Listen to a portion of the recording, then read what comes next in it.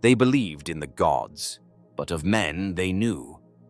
This is not a story of ideals. It is a study in gravity, political gravity, a force not of virtue but of necessity, a law of nature disguised as choice. When Thucydides wrote those words, "Of the gods we believe and of men we know, that by a necessary law of their nature they rule wherever they can," he was not judging. He was not advising. He was recording. The same way a geologist might record the collapse of a cliff into the sea, inevitable, precise, and without remorse. The power trap is not a personal failing. It is not born of wickedness or greed. It is structural. And once a state or a leader steps into its shape, the rest is often already decided. There are three forces that form its boundary: fear, honor, interest. Not feelings, but functions. Not dreams, but mechanics. The logic of states pretending to be men. The logic of men pretending to be gods. This podcast will not offer moral lessons. It will not preach. It will trace the lines of cause and consequence the way Thucydides did. Closely, coldly, with no appeal to a higher power except the power that already is. We begin not with war, but with what precedes it, the moment when fear whispers that waiting is suicide, when honor demands that insult be answered, when interest calculates that the prize is too great to ignore. And then, in silence, the decision is made. They rule wherever they can, and that law has never changed. It was not a negotiation. It was a verdict. In 416 BCE, the island of Melos found itself at the mercy of Athens, a small colony of Spartan descent, neutral in the Peloponnesian War. Melos believed it could remain outside the tides of empire. It was wrong. The Athenians arrived not to argue, but to inform. Their demand was clear: surrender and become a tributary, or be destroyed. The Melians asked for justice. The Athenians replied, justice is a luxury of equals. This moment, recorded by Thucydides in his account of the Peloponnesian War, is known as the Melian Dialogue. But it was no dialogue. It was an exposition of power laid bare. The Athenians did not pretend to be virtuous. They made no appeal to gods, laws, or shared humanity. They said plainly, the strong do what they can. The weak suffer what they must. The Melians countered with appeals to hope, to the aid of Sparta, to divine protection. Their words were earnest, but they belonged to a different world, one where moral right constrained action. The Athenians lived in a different reality, one where action shaped right. The Melians refused. They held to their ideals. They believed neutrality would shield them. It did not. Athens laid siege, took the city, executed the men, and enslaved the women and children. There was no outrage, no glory, just silence. Thucydides did not embellish. He did not comment. He wrote what was necessary, that power explained itself, that justice, in the mouths of the weak, becomes noise. The Melian Dialogue is not just a moment in a war. It is a mirror. It shows what happens when one side believes in fairness and the other believes in force. Only one survives. Fear is not weakness. In the realm of states, fear is prediction. Athens feared the return of a stronger Sparta, not because Sparta had declared war, but because it might. The possibility alone was enough. Fear in international politics is not a feeling. It is a forecast. It builds scenarios, measures risk, and decides better now than later. That is not paranoia. That is preparation. Athens knew that power does not last unless it is extended, that to wait is to invite erosion. So it acted, not to punish, but to prevent, not to avenge, but to control. This is the logic of preemptive power. The war begins not when the enemy strikes, but when your position becomes too vulnerable to wait. The enemy may never strike, but if they could, And if they gain the means, your inaction becomes your failure. Fear is what makes empires move first. It is the silent partner in conquest. And the more a state has to lose, the more it sees loss in every shadow. Preemption becomes policy. Military readiness becomes doctrine. Diplomacy becomes warning. Modern states follow the same logic. Arms races, forward bases, regime change operations sold not as aggression but as security. Iraq, Ukraine, Taiwan, Iran. Each case framed not around certainty, but around what might be lost if one waits too long. Thucydides called it a law of nature. The strong do what they can. But before they can, they must believe they must. Fear ensures that belief. No empire thinks it begins a war. It thinks it prevents one. Honor is not a luxury. It is a shield. States do not only act out of fear. They act because they are watched by rivals, by allies, by their own people. And in that arena, reputation becomes survival. Athens could not afford to appear weak, not to Sparta, not to its allies, not to itself.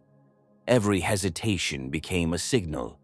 Every concession became an invitation.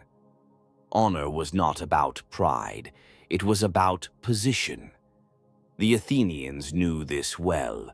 When they demanded Melos surrender, they made clear. Letting Melos stand, even in neutrality, would signal tolerance, and tolerance breeds rebellion. Honor then became deterrence.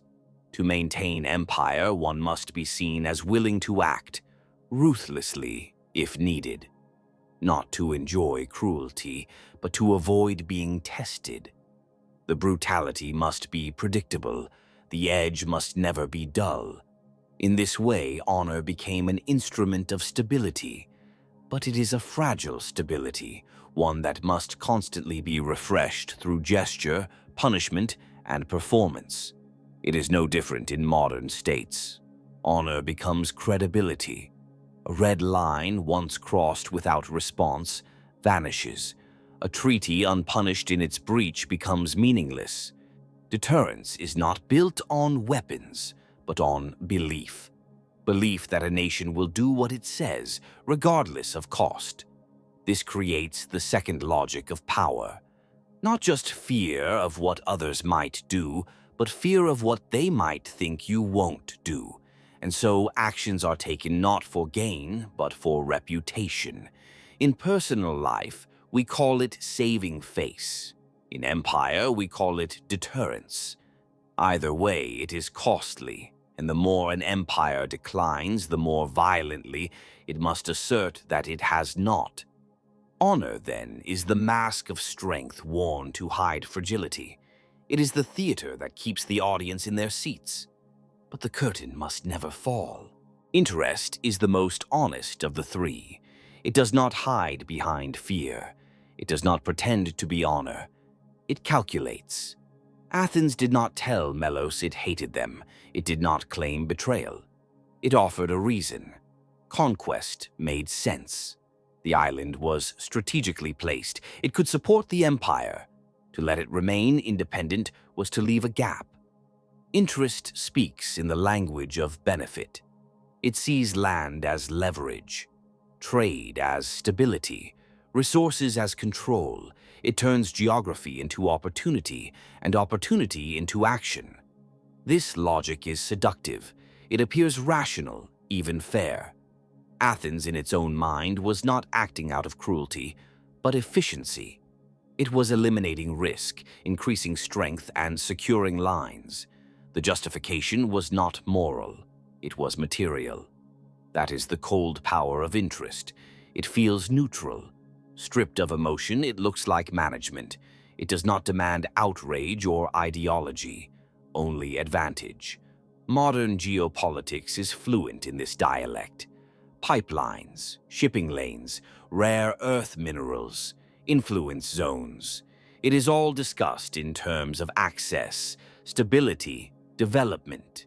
Never desire, never appetite. only need. But interest is never alone.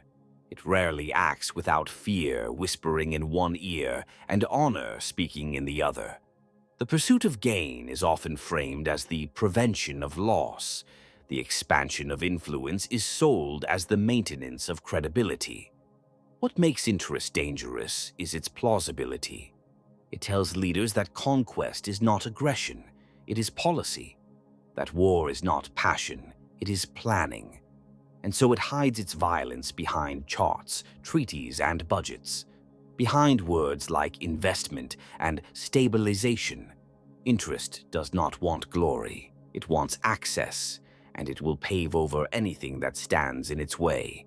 In this way, interest becomes the engine of empire. Quiet, consistent, relentless, but never alone.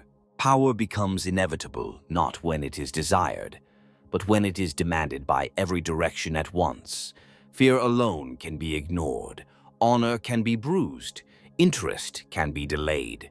But when all three converge, the path forward narrows to a point, and that point is action. Athens stood at that point many times. To retreat would signal weakness, an affront to honor. To delay would invite risk, an insult to fear. To ignore opportunity would waste advantage, an offense to interest. At that intersection, leaders no longer choose. They follow the logic that precedes them. The trap is not set by individuals. It is built by structure. This is the true danger of empire. Not hubris, but alignment. When every rationale for restraint collapses, and every rationale for expansion affirms the same conclusion, history offers examples: the invasion of Sicily, the march into Iraq, the annexation of Crimea. These were not driven by madness, but convergence of anxiety, prestige, and gain. A leader may feel regret, but the structure does not. The system rewards decisiveness, not doubt. Delay becomes dereliction, hesitation becomes betrayal, and so the machinery turns. The trap is not emotional, it is architectural. Each justification supports the next, until even peace looks like negligence. No enemy needed to provoke, no insult needed to offend, no reward needed to tempt. When fear, honor, and interest point in the same direction, there is no debate, only motion. This is when wars begin, not with rage, but with alignment. What happens when a state refuses the logic of power? What if Melos had bowed? To submit may have preserved life. To yield may have spared the city. But to do so would have meant accepting a world Melos could not believe in, one where survival required surrender, and justice had no voice unless backed by strength.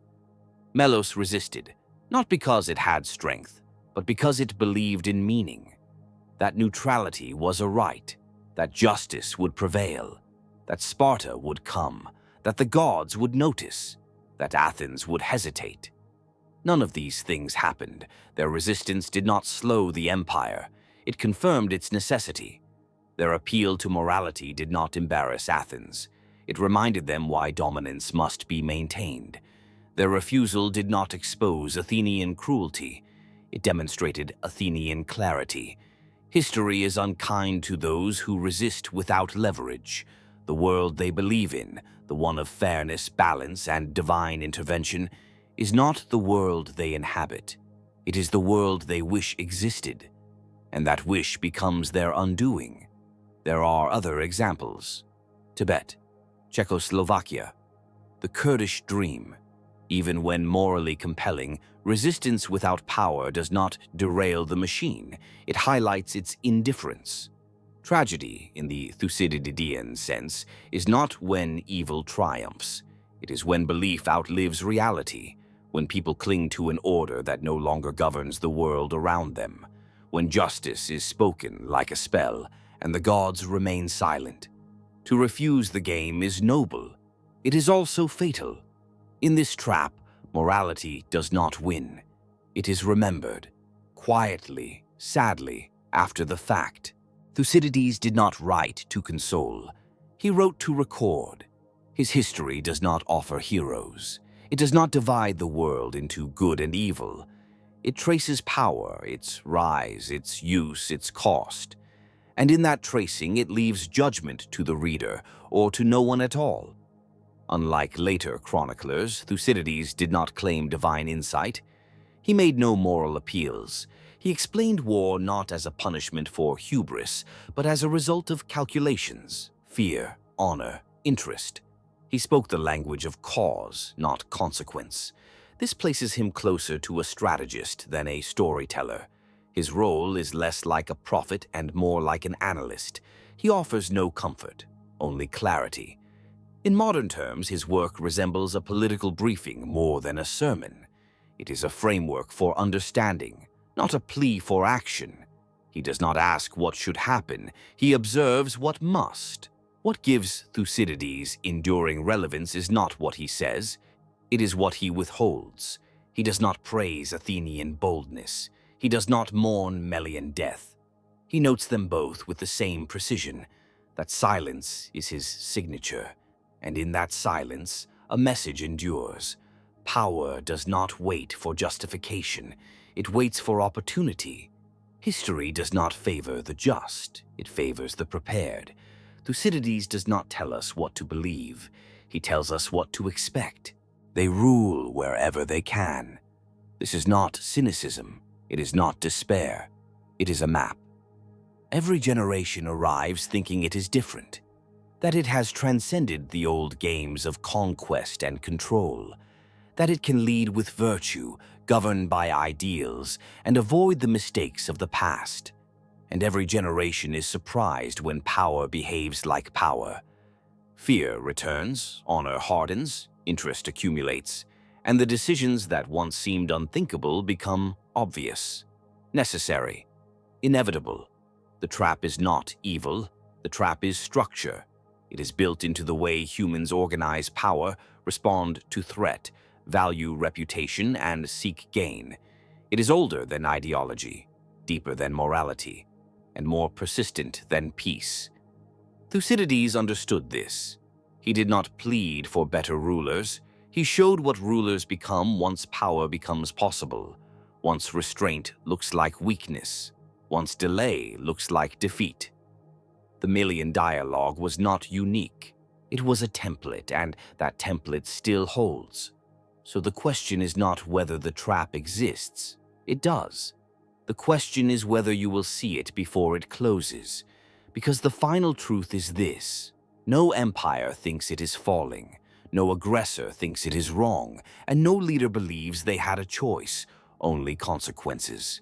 If you had the power to rule and no one could stop you, would you? That is not a moral test, that is a mirror.